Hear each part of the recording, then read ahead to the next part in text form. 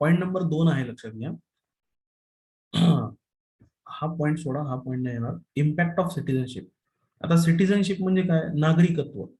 तर citizenship and residential status are two different concept. दोन वेगवेगळ्या कन्सेप्ट आहेत, लक्षात घ्या. अ सिटीजन ऑफ इंडिया, भारताचा नागरिक आहे, may not be the resident in India. For example, मी भारताचा नागरिक आहे, पण गेली 4 वर्ष झाले मी आफ्रिकेमध्ये जाऊन नोकरी करायला लागलो. मग मी रेसिडेंट आहे का इंडियाचा? नाही, मी रेसिडेंट नाहीये इंडियाचा. पण सिटीजन आहे का इंडियाचा? माझं नागरिकत्व कुठलं आहे? भारतीय आहे, लक्षात घ्या. माझा जन्म भारतामध्ये झालेला आहे, लक्षात घ्या. त्याच्यानंतर मी भारतामध्ये राहिलेलो आहे आणि नंतर अमेरिकेला निघून गेलोय किंवा आफ्रिकेला निघून गेलो. तर मी काय झालो, लक्षात घ्या, की मी सिटीजन तर भारताचा आहे, लक्षात घ्या, पण रेसिडेंट आहे का भारताचा त्या काळापुरता? नाहीये, कारण मी आफ्रिकेमध्ये जाऊन जॉब करायला लागलो. तर सिटीजनशिप आणि residential status are two different concept आहेत, लक्षात घ्या. आपल्याला काय इम्पॉर्टंट आहे इन्कम टॅक्स लावण्यासाठी? रेसिडेन्शियल स्टेटस इम्पॉर्टंट आहे, लक्षात घ्या. In India for the purpose of income tax. So इंडियाचा रेसिडेंट असला म्हणजे त्याला इंडियामध्येच टॅक्स लावला जाईल असं जरुरी नाही, लक्षात घ्या. आणि country specific. A person can have same residential status in more than one country. ठीक आहे, हा पॉइंट तुम्हाला काही लक्षात ठेवण्याची गरज नाही. हा पॉइंट आणि हा पॉइंट लक्षात घ्या, इथं मला इम्पॉर्टंट वाटतोय, लक्षात घ्या. आता नेक्स्ट जी कन्सेप्ट आहे ती इम्पॉर्टंट आहे, लक्षात घ्या. Determination of residential status. पहिला सेक्शन आहे की तुम्हाला फक्त इंडिव्हिज्युअलच लक्षात ठेवायचं. मी एवढाच सेक्शन तुम्हाला एक्सप्लेन करणार आहे, फर्मचा आणि हे तुम्हाला विचारणार नाहीत, लक्षात घ्या. तर काय म्हणलं बघा इथं, की इंडिव्हिज्युअलचं रेसिडेन्शियल स्टेटस ठरवण्यासाठी आपल्याला कोणता सेक्शन आहे? Section 6 sub section 1. आणि हा सेक्शन अमेंड झालेला आहे, लक्षात घ्या. अमेंड झाला म्हणजे अपडेटेड सेक्शन आहे हा. मागच्या फायनान्स ऍक्ट मध्ये हा अपडेट झालेला आहे, लक्षात घ्या. तर लक्षात काय ठेवायचं तुम्हाला इथं? हा सेक्शन लक्षात ठेवायचा, लक्षात घ्या. Very important. हा सेक्शन तुम्हाला एक्झाम मध्ये डेफिनेटली विचारतील, असं धरून चला, लक्षात घ्या. माझ्या मते तर मी याला इथं ऑब्जेक्टिव्ह असं नाव पण देऊन टाकतो, लक्षात घ्या. ठीक आहे. तर काय म्हणलं बघा, first of all, an individual is a classified as a resident or a non-resident. एखाद्या इंडिव्हिज्युअलला आपण रेसिडेंट किंवा नॉन रेसिडेंट म्हणून क्लासिफाय करतो. And again, resident individual may further be categorised as a ordinary resident and non ordinary resident.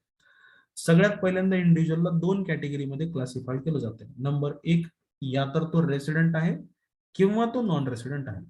मग आता resident आहे किंवा non resident आहे हे समजण्यासाठी आपल्याला काय करावं लागेल? आपल्याला एक टेस्ट घ्यावी लागेल, लक्षात घ्या. आणि ती टेस्ट काय आहे? ती फार इम्पॉर्टंट टेस्ट आहे, लक्षात घ्या, जी की तुमच्या एक्झाम मध्ये तुम्हाला ऑब्जेक्टिव्ह मध्ये विचारली जाऊ शकते. तर सगळ्यात पहिल्यांदा आपण टेस्ट बघू. रेसिडेंट इन इंडिया कुणाला म्हणायचं, लक्षात घ्या. तर रेसिडेंट इन इंडिया म्हणायचं असेल तर काय म्हणलं बघा, an individual is a said to be resident. मी सगळं जेवढं इम्पॉर्टंट आहे तेवढं हायलाइट करत आहे. an individual is a said to be resident in India if, लक्षात घ्या, if he satisfy any one of the following condition.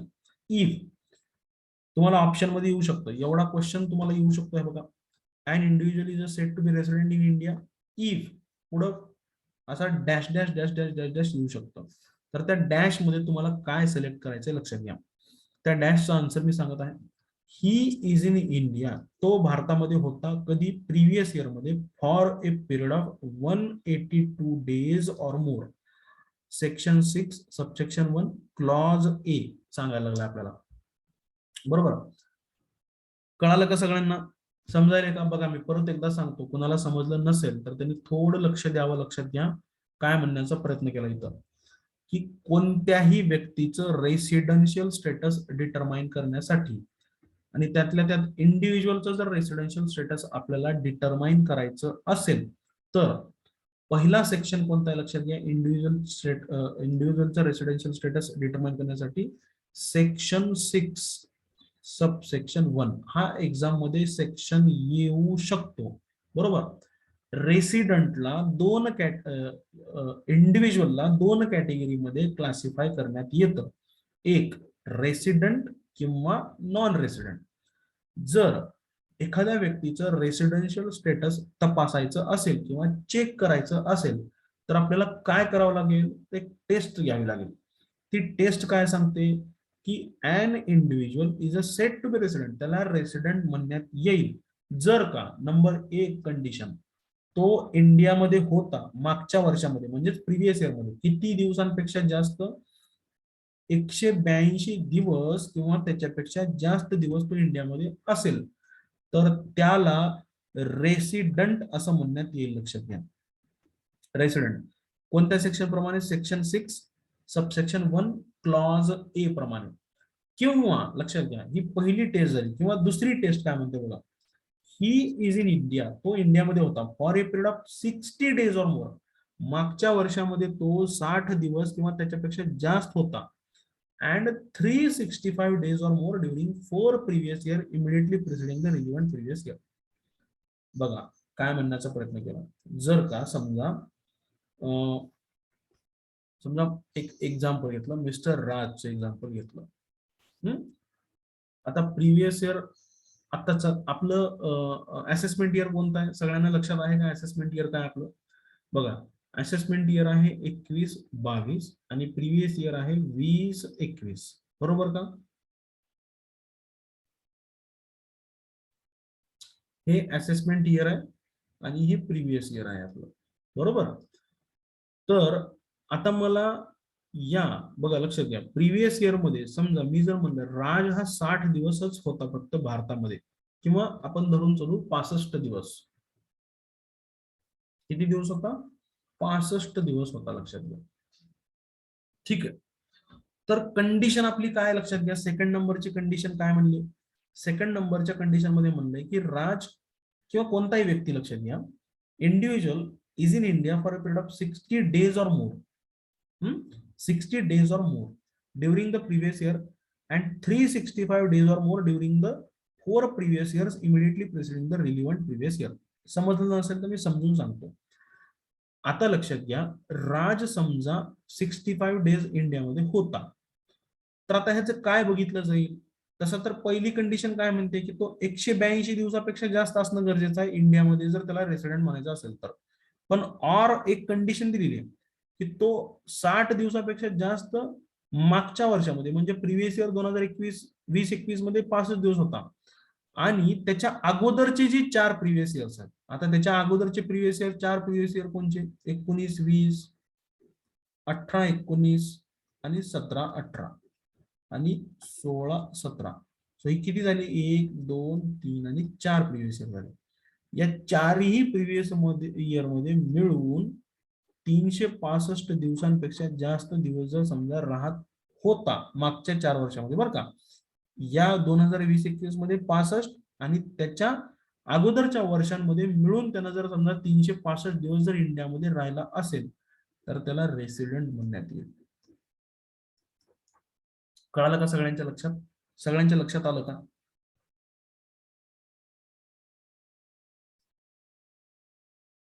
आलं का लक्षात? निकिता, आरती किंवा सानिया लक्षात आलं का? का परत एकदा सांगू? हा सर आलं. ठीक आहे, तर ही पहिली कंडिशन, सॉरी ही दुसरी कंडिशन. आणि पहिली कंडिशन तर सिंपलच आहे. पहिली कंडिशन मिस्टर राज, आपण जर समजा 20-21 आणि 21-22, 21-22 हे आपलं असेसमेंट इयर आहे आणि 20-21 हे आपलं प्रिव्हियस इयर आहे. जर मिस्टर राज ह्या 20-21 मध्ये 183 दिवस राहिला मग तर प्रश्नच मिटला, मागचे सुद्धा इयर चेक करत बसायची गरज नाही. सिंपल, पहिली कंडिशन सॅटिस्फाय व्हायला लागली, ही is in India for the previous year for a period of 180 days or more, संपला. हा ह्याला काय म्हणलं जाईल, राजला रेसिडेंट असं म्हणलं जाईल, लक्षात घ्या. ठीक आहे. आणि जर समजा पहिली कंडिशन सॅटिस्फाय होत नाहीये तर दुसरी कंडिशन, दुसरी टेस्ट इथे सांगितली की जर तो 60 दिवसापेक्षा जास्त होता 20-21 मध्ये आणि त्याच्या अगोदरचे 4 वर्ष है ना, 20-21च्या अगोदरचे जी 4 प्रिव्हियस इयर आहेत या सगळ्यांमध्ये मिळून लक्षात घ्या 365 दिवसांपेक्षा जर जास्त होता तर त्याला रेसिडेंट असं म्हणण्यात येईल, लक्षात घ्या. हा क्वेश्चन तुमच्या एक्झामला डेफिनेटली लिहून घ्या माझ्याकडून, लक्षात घ्या. हा येईल. कोणता क्वेश्चन येईल मी तुम्हाला तो प्रश्नामध्ये पण टाकला होता. An individual is said to be resident if he is in India for a previous year. So ही पॉइंट तुम्ही लक्षात ठेवायचा आहे, लक्षात घ्या. मी वाटल्यास इथं इरेज करतो सगळं, तुम्ही पटकन ह्याचा स्क्रीनशॉट मारून घ्यायचा आहे. थांबा, स्क्रीनशॉट मारण्याच्या अगोदर मी सगळं इरेज करून घेतो, मग तुम्ही ह्याचा स्क्रीनशॉट करून घ्या.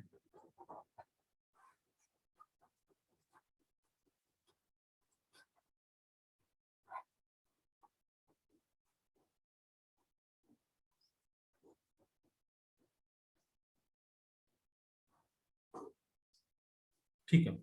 आणि काय काय गोष्टी लक्षात ठेवायच्या त्याला मी ग्रीन न हायलाइट करतो.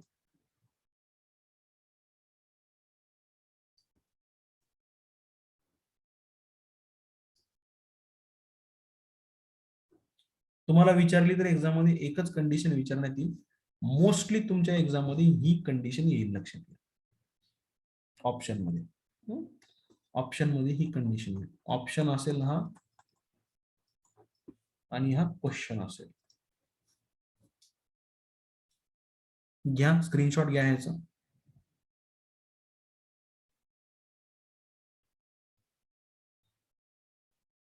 घेतलं का स्क्रीनशॉट? हो सर. आता लक्षात घ्या, अजून एक क्वेश्चन इथं काय बनू शकतो, जर का कोणताही व्यक्ती लक्षात घ्या या दोन्हीही कंडिशन सॅटिस्फाय करत नाही, म्हणजे तो 182 दिवसापेक्षा कमी दिवस होता, समजा 170 दिवसच होता मिस्टर राज. चला इथं एक एक्झाम्पल व्यवस्थितच घेऊ आपण, म्हणजे तुम्हाला समजून जाईल. समजा मिस्टर राज आहे, हा आता आपलं प्रिव्हियस इयर कोणतं आहे, 2020-21 आणि असेसमेंट इयर आहे 21-22. तर मिस्टर राज प्रिव्हियस इयर मध्ये किती दिवस असणं गरजेचं आहे रेसिडेंट होण्यासाठी? 182 दिवस असणं गरजेचं आहे कमीत कमी, किंवा त्याच्यापेक्षा जास्त. जर समजा मी म्हणलं ना, चला इथे इयरच काढून घेतो म्हणजे तुम्हाला समजून जाईल व्यवस्थित पद्धतीने. आपण इथे काय करू, 16, 17, 17, 18, 18, 19, 19, 20, 20, 21 आणि 21-22, राईट. हे असे समजा वर्ष घेतले. जर का समजा या असेसमेंट इयर वर्षासाठी आपल्याला एखाद्या व्यक्तीला टॅक्स लावायचा असेल, तर त्याच्या अगोदरचं जे वर्ष आहे प्रिव्हियस इयर, या वर्षामध्ये, हा हे आपलं प्रिव्हियस इयर लक्षात घ्या, या वर्षामध्ये तो व्यक्ती लक्षात घ्या रेसिडेंट असणं गरजेचं आहे, लक्षात घ्या. जर का मी समजा म्हणलं की तो व्यक्ती 178 डेज आहे, तर मला सांगा तो काय झाला, रेसिडेंट झाला का नॉन रेसिडेंट झाला? बोला. आत्ताच सांगितलं 182 दिवसाची कंडिशन आहे. जर समजा 182 दिवसापेक्षा कमी असेल तर त्याला काय म्हणलं जाईल मग? अनरेसिडेंट.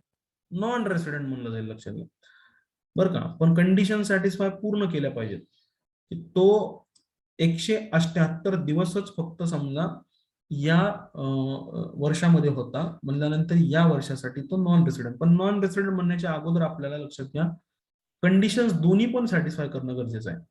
जर का समजा तो 60 दिवसांपेक्षा जास्त आहे, दुसरी कंडिशन काय होती, 60 दिवसांपेक्षा जास्त आहे आणि ही मागचे 4 वर्षे मिळून ना 365 दिवसापेक्षा जर समजा जास्त दिवस असेल राहिलेला, तर तो इथं रेसिडेंट म्हणून जाईल, लक्षात घ्या.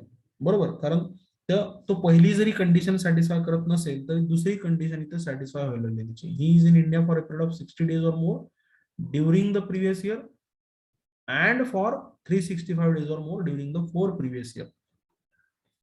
या 2020-21 ला सोडून मागच्या 4 वर्षामध्ये तो 365 दिवसांपेक्षा जास्त होता. आता दुसरं एक्झाम्पल मध्ये काय म्हणलं बघा, जर समजा तो 178 दिवसच होता आणि मागच्या 4 वर्षामध्ये मिळून तो 365 नाही फक्त 250 दिवस होता. आता ह्या सिच्युएशन मध्ये सांगा तो रेसिडेंट असेल का नॉन रेसिडेंट असेल? Non resident. करेक्ट आहे, नॉन रेसिडेंट असेल. कारण 160 दिवसांच्या पेक्षा जास्त आहे, पण या मागच्या 4 वर्षामध्ये म्हणजे ह्या 2021च्या अगोदरची जी 4 वर्ष आहेत त्याच्यामध्ये तो 365 दिवसांपेक्षा सुद्धा कमी आहे, लक्षात घ्या. मग तो नॉन रेसिडेंट झाला, लक्षात घ्या याच्यासाठी. आता मला वाटतं तुम्हाला हे सगळं समजलं असेल. आता ऑब्जेक्टिव्ह कशावर येऊ शकतो, की नॉन रेसिडेंट वरती पण काय ऑब्जेक्टिव्ह येऊ शकतो. तर बघा, नॉन रेसिडेंट वरती काय ऑब्जेक्टिव्ह येऊ शकतो. नॉन रेसिडेंट वरती असं येऊ शकतो की an assessee who is not satisfying section 6(1) shall be treated as a non-resident in India for the relevant previous year. जो व्यक्ती सेक्शन 6(1) ची कंडिशन सॅटिस्फाय करत नाही त्याला काय म्हणलं जाईल, नॉन रेसिडेंट असं म्हणलं जाईल. हा प्रश्न तुमच्या एक्झाम मध्ये ऑब्जेक्टिव्ह साठी येऊ शकतो आणि हा जो सेक्शन 6(1) आहे तो डॅश डॅश असू शकतो. an assessee who is not satisfying dash dash shall be treated as a non-resident in India for the relevant previous year. किंवा याच्यावरती असा क्वेश्चन सुद्धा बनला जाऊ शकतो की नॉन रेसिडेंट कुणाला म्हणायचं, तर तुम्हाला असं पण देऊ शकतात की मिस्टर सॅम किंवा mister Raj is a residing in India for 170 days किंवा 181 डेज सुद्धा म्हणू शकतात, लक्षात घ्या. 181 डेज म्हणू शकतात. सांगा त्याचं रेसिडेन्शियल स्टेटस काय असेल, तर तुम्हाला तिथे सिम्पली नॉन रेसिडेंट म्हणायचं. आपल्याला किती पाहिजे, कमीत कमी 182 किंवा त्याच्यापेक्षा जास्त. 182 म्हणलं तर रेसिडेंट असेल का नॉन रेसिडेंट, तर रेसिडेंट असेल. आणि त्याच्यापेक्षा जास्त असेल तर रेसिडेंटच आहे, लक्षात घ्या. 182 मिनिमम पाहिजे. 181 जरी असेल तरी तो नॉन रेसिडेंट असेल, लक्षात घ्या. ठीक आहे. सो हा एक पॉइंट तुमच्या ऑब्जेक्टिव्ह साठी येऊ शकतो. बाकी मला वाटत नाही ह्याच्यामध्ये काय. एक क्वेश्चन दिलाय, थोडंफार समजून घेऊ ह्याच्यामध्ये काय म्हणलंय बघा. Sam came to India first time during the previous year 2020-21. Sam नावाचा पर्सन आहे, लक्षात घ्या, जो इंडियामध्ये फर्स्ट टाइम आलाय. कधी आलाय, 2020-21 या वर्षामध्ये आलाय, लक्षात घ्या. During the previous year he stayed in India. तो इंडियामध्ये किती किती दिवस राहिला बघा. पहिल्या सिच्युएशन मध्ये 50 दिवस, दुसऱ्या सिच्युएशन मध्ये 183 दिवस, तिसऱ्या सिच्युएशन मध्ये 153 डेज. आणि क्वेश्चन आलाय डिटरमाइन हिज रेसिडेन्शियल स्टेटस. आता तुमच्या एक्झाम मध्ये असा पण क्वेश्चन येऊ शकते, लक्षात घ्या, की एखादा व्यक्ती इंडियामध्ये आलाय फर्स्ट टाइम, सांगा त्याचं रेसिडेन्शियल स्टेटस काय असेल, हे तुम्हाला विचारू शकतात. आता एखादी व्यक्ती इंडियामध्ये पहिल्यांदा आलाय म्हणल्यानंतर तो याच्या अगोदर इंडियामध्ये होता का, सांगा बरं. याच्या इंडियामध्ये नव्हता म्हणल्यानंतर आपल्याला ही जी सेकंड कंडिशन आहे, लक्षात घ्या, ही कंडिशन ही काहीच कामाची नाही. कारण या कंडिशन मध्ये 60 दिवसांपेक्षा जास्त मागच्या वर्षामध्ये आणि त्याच्या अलीकडच्या 4 वर्षामध्ये 365, पण तो अलीकडच्या वर्षांमध्ये नव्हताच ना, तो फर्स्ट टाइम इंडियामध्ये आलाय, बरोबर का. येस. मग फर्स्ट टाइम इंडियामध्ये जर आलेला असेल तर तो ऑब्व्हियसली, लक्षात घ्या, आपल्याला एकच क्रायटेरिया उरतो. मग कोणता क्रायटेरिया उरायला लागला, ही पहिली कंडिशन लक्षात घ्या, की ही is in India for the previous year for a period of 182 days or more. 182 दिवसांपेक्षा जास्त जर राहिला असेल तर लक्षात घ्या तो रेसिडेंट मानला जाईल. तर आन्सर क्लिअर आहे इथं, लक्षात घ्या. Sam came to India first time during the previous year 2020-21. During the previous year म्हणजे याच वर्षामध्ये तो किती दिवस राहिला, पहिल्या सिच्युएशन मध्ये 50 डेज. मग सांगा मला हा रेसिडेंट आहे का नाही. Not resident. सिंपल गोष्ट आहे, लक्षात घ्या. का बरं सिंपल गोष्ट आहे बघा. पहिल्याचं आन्सर दिलं, since Sam resides in India only 50 days during the previous year 2020-21. he is not satisfy any of the conditions specified in a section 6(1). कोणतीच कंडिशन सॅटिस्फाय करत नाही. पहिली तर सॅटिस्फाय करतच नाही, कारण तो 182 दिवसापेक्षा कमी दिवस राहिलेला आहे. दुसरी गोष्ट, दुसऱ्या कंडिशन मध्ये पण 60 पेक्षा जास्त पाहिजे होतं आणि त्याच्या अगोदरच्या 4 वर्षामध्ये 365 दिवस पाहिजे होतं, बरोबर. पण नाहीच आहे तो. मग तो नाहीये म्हणल्यानंतर मग इथं पहिल्या सिच्युएशन मध्ये he is therefore non resident in India for the previous year 2020-21. Second situation मध्ये बघा 183 डेज तो राहिलेला आहे. मग मला सांगा तो रेसिडेंट असेल का नसेल. असेल. करेक्ट आहे, असेल. कारण तो पहिली कंडिशन सॅटिस्फाय करायला लागला. या दोन पैकी कोणती तरी एकच कंडिशन सॅटिस्फाय करायची. दोन पैकी कोणती तरी एकच कंडिशन सॅटिस्फाय, एक जरी कंडिशन सॅटिस्फाय केली लक्षात घ्या तरी तो रेसिडेंट बनून जाईल. आता या दुसऱ्या सिच्युएशन मध्ये काय म्हणलंय की तो 183 दिवस राहिला. मग 183 म्हणल्यानंतर तो पहिली कंडिशन सॅटिस्फाय करायला लागला. ही is in India in the previous year for a period of 182 days or more. So in that case, he is the resident of India in the previous year 2020-21 लक्षात घ्या.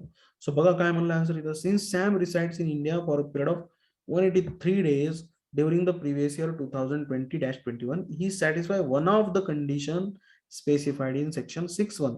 He is therefore a resident in India for the previous year 2020-21. Situation number 3, 153 days. आता 153 days म्हणल्यानंतर पहिली condition तर नाहीच लक्षात घ्या, कारण ही 182 दिवसांपेक्षा जास्त कंडिशन, जास्त दिवस असतील तर ही कंडिशन. मग आता 153 डेज जर आलं समजा, त्यावेळेस आपण काय बघायचं, ही सेकंड सिच्युएशन बघायची की 60 दिवसापेक्षा जास्त आहे का. यस, 60 दिवसापेक्षा जास्त आहे. पण 60 दिवसांपेक्षा जास्त जरी असला तरी 2020-21च्या अगोदरचे 4 वर्ष म्हणजे कोणते झाले, 19-20, 18-19, 17-18 आणि 16-17. 16-17 या 4 वर्षामध्ये ही 4 वर्ष मिळून लक्षात घ्या तो 365 दिवसांपेक्षा जास्त होता का भारतामध्ये, सांगा मला. नव्हता, कारण तो फर्स्ट टाइम इंडियामध्ये आला म्हणल्यानंतर ह्याच्या अगोदर इथं राहण्याचा सवालच येत नाही. मग तिसऱ्या पण सिच्युएशन मध्ये काय म्हणण्यात येईल, रेसिडेंट का non resident. Non resident, correct, non resident. So ये इसका यहाँ पे अशा पद्धतीने तुम्हाला ऑब्जेक्टिव्ह इथं येऊ शकतात. तुम्ही जर नसेल स्क्रीनशॉट काढून घेतलेला, अच्छा काढलेला आहे का सगळ्यांनी स्क्रीनशॉट. हो सर काढलेले. ठीक आहे, मग काढला. याच्यावरती क्वेश्चन जर आला तर तुम्हाला आता करता आला पाहिजे. लक्षात घ्या कसा क्वेश्चन येतो, मी तुम्हाला एकदा क्वेश्चन सांगतो सो दॅट तुम्हाला याच्यावरची आयडिया येऊन जाईल. सो मी इथं क्वेश्चनला येतो खाली इकडं, ऑब्जेक्टिव्ह क्वेश्चन्स.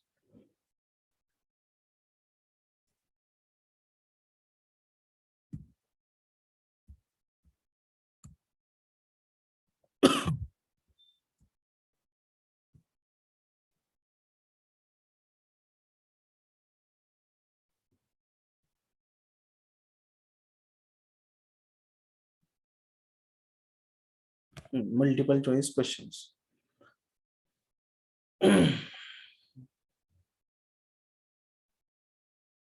आता बघा, मी राउंडिंग ऑफचा तुम्हाला मगाशी पॉइंट सांगितला होता की राउंडिंग ऑफ वरती कसा ऑब्जेक्टिव्ह आला.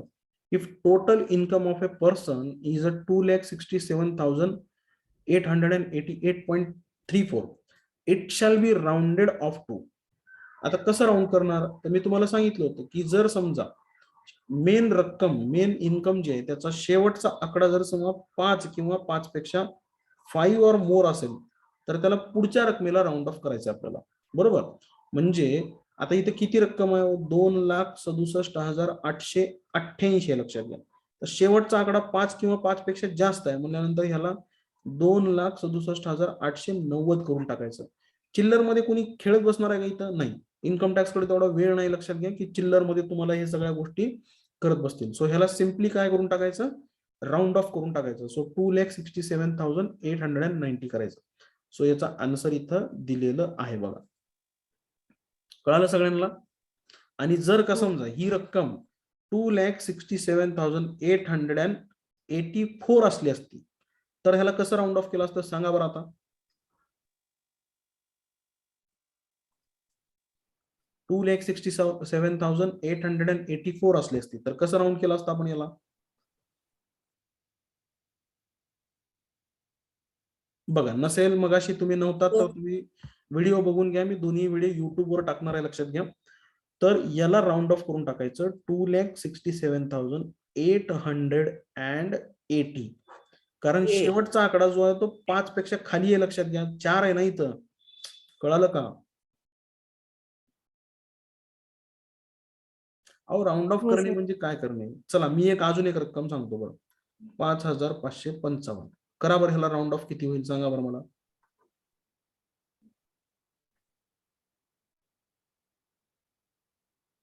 करा ना ह्याला राऊंड ऑफ. अहो राऊंड ऑफ करायचंय म्हणजे काय करायचंय, ऑड फिगर आली ना ही, तर इन्कमला राऊंड ऑफ करायचंय. हा बोला, कुणी सांगू शकेल का मला याचा आन्सर? यस निकिता.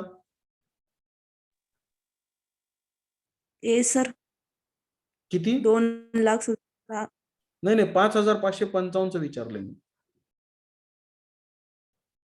याला राऊंड ऑफ करायचंय.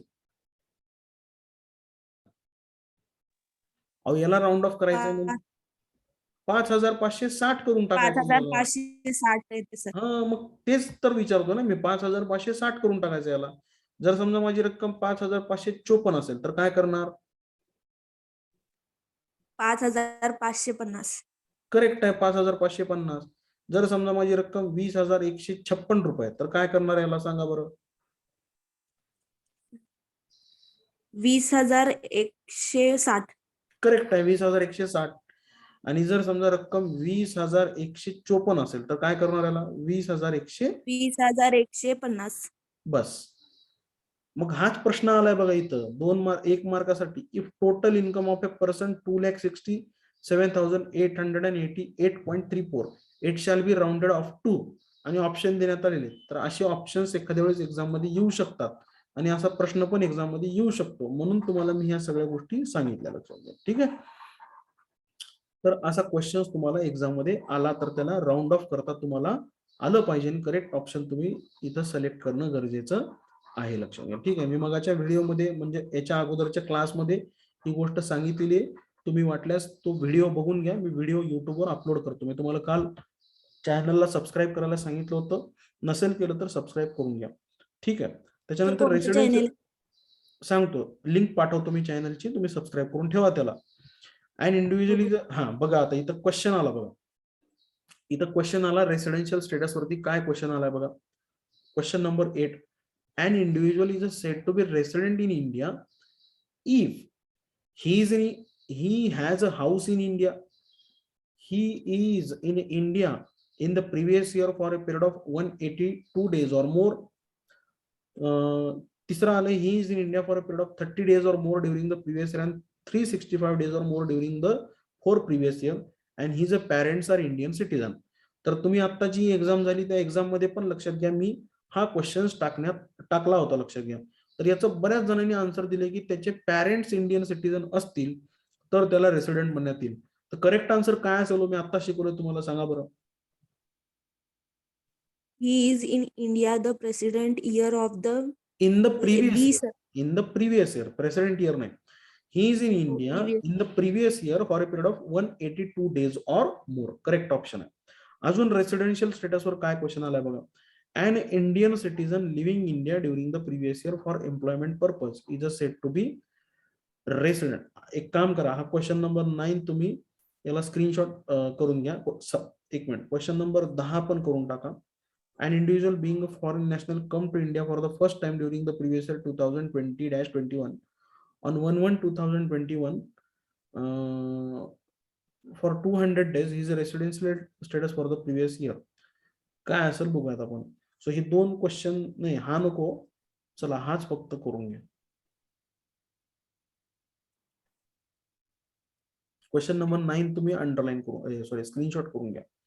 एखाद्या वेळेस हा क्वेश्चन तुम्हाला जर आला तर तुम्हाला लिहिता आला पाहिजे.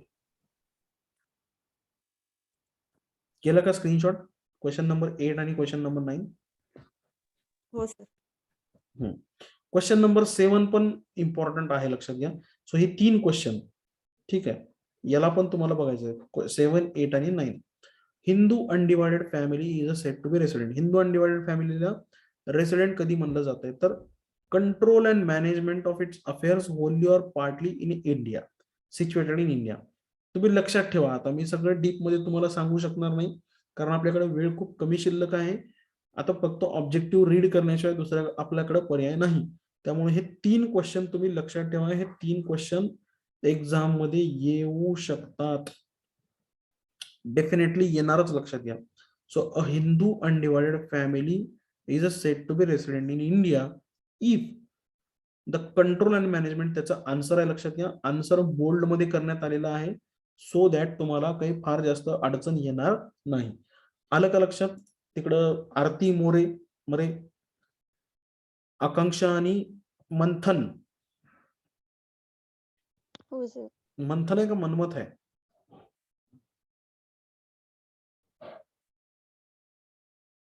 चला ठीक आहे.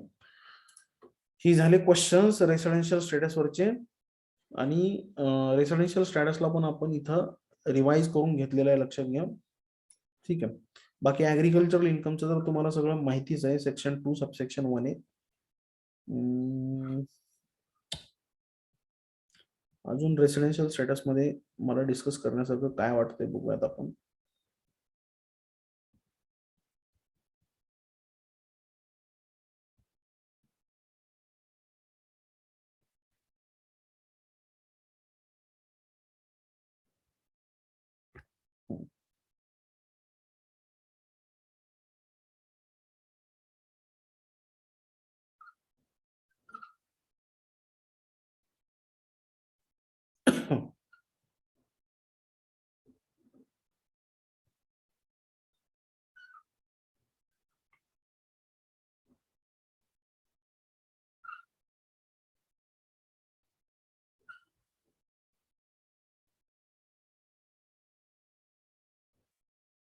हे बघा, हिंदू अनडिवाइडेड फॅमिलीचे इथं दिले बघा की and HUF can be either resident और नॉन रेसिडेंट इन इंडिया.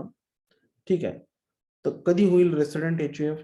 तर कंट्रोल अँड मॅनेजमेंट असलं पाहिजे. Wien the control and management of affairs of Hindu undivided family Holy और पार्टली सिच्युएटेड इन इंडिया. म्हणजे हा HUF म्हणजे हिंदू अनडिवाइडेड फॅमिलीचा जो बिझनेस आहे, लक्षात घ्या, तो जर समजा इंडियामधून कंट्रोल होत असेल, मग भले त्यातले काही मेंबर अमेरिकेमध्ये असतील, लक्षात घ्या, पण कंट्रोल कुठून व्हायला बिझनेस? जर समजा इंडियातून कंट्रोल होत असेल तर लक्षात घ्या त्याला काय म्हणण्यात येईल, लक्षात घ्या, रेसिडेंट HUF असं म्हणण्यात येईल. मी आता सांगितलं होतं तुम्हाला. सो एवढंच लक्षात ठेवायचं. आणि कंपनीच्या केसमध्ये काय असेल? कंपनीच्या केसमध्ये रेसिडेंट कंपनी कोणाला म्हणण्यात येईल? तर and Indian company he always resident असते. म्हणजे फॉर एक्झाम्पल टाटा कंपनी आहे, लक्षात घ्या. टाटा ही इंडियन कंपनी आहे का फॉरेन कंपनी आहे? सांगा बरं पटकन. Indian company.